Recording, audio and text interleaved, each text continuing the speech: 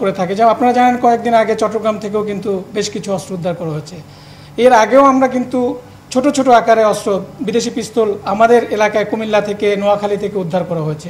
So অভিযান কিন্তু সারা বাংলাদেশেই চলমান রয়েছে এবং অভিযানে কিন্তু আমাদের অস্ত্র উদ্ধার হচ্ছে। সো এটা একটা চলমান প্রক্রিয়া।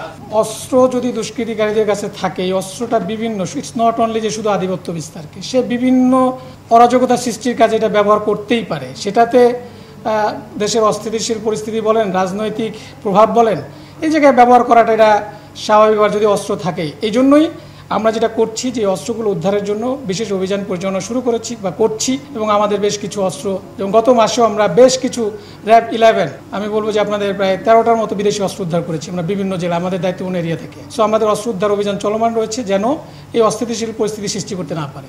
একটা মামলা যখন তদন্ত থাকে, এটা অবশ্যই তদন্ত শেষে আপনাদেরকে বিস্তারিতভাবে জানানো হবে। এখন এটা তদন্ত প্রক্রিয়াধীন, মানে চলমান রয়েছে এবং আমাদের অনেক ডেভেলপমেন্টও আছে। আমরা অতি শীঘ্রই এটার দিয়ে দিব আশা করছি ইনশাল্লাহ। টিল দ্য টাইম তদন্ত শেষ না হচ্ছে ততক্ষণ পর্যন্ত আপনাদের একটু অপেক্ষা করতে হবে।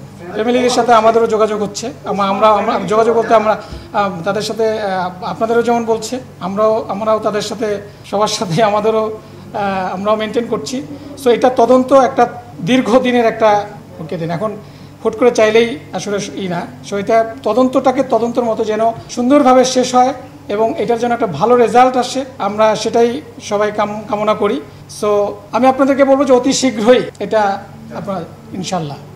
এই যে যারা ব্যবহার করে থাকে, এই যে আমরা যেটা বললাম যে এখানে বিভিন্ন গ্রুপ আছে, বললাম যে এই যে এলাকা বেসিস এবং গ্রাম বেসিসে তাদের এই গ্রুপগুলো রয়েছে, তারাই আমাদের কাছে যেটা রয়েছে, বর্ডার কেন্দ্রিক কিছু গ্রুপ থাকে, আমরা তাদের সম্পর্কে তথ্য কালেকশন করছি কি তারাই করছে। এবং আমাদের কাছে যেটা বলেছে যে নৌপথে, যেহেতু আপনারা জানেন যে নৌপথগুলো একটু আমাদের আনসিকিউর থাকে, এখানে আসলে সিকিউরিটি প্রোভাইড করা আমাদের ওইভাবে করে সম্ভব হয় না বা আমাদের এটাও কম। তো তারা নৌ রুটটাকেই ব্যবহার করে থাকে, নৌপথের মাধ্যমে মূলত এই বিশেষ করে এই চরাঞ্চলগুলোতে, নরসিংদী, মুন্সিগঞ্জ, এইসব এলাকার যে অস্ত্রগুলো যেগুলো আসে, তারা নৌপথটাকে ব্যবহার করে থাকে। আমাদের এই অভিযান চলমান থাকবে, এটা চলমান আছে এবং চলমানের কারণেই কিন্তু এই অস্ত্রগুলো উদ্ধার হচ্ছে যে বিভিন্ন জায়গা থেকে। ইটস নট অনলি নরসিংদী, আমি আপনাদেরকে বলেছি কুমিল্লা থেকে, নোয়াখালী থেকে, নারায়ণগঞ্জ থেকে আমরা এই গত মাসেও আমরা অনেক বিদেশি অস্ত্র উদ্ধার করেছি।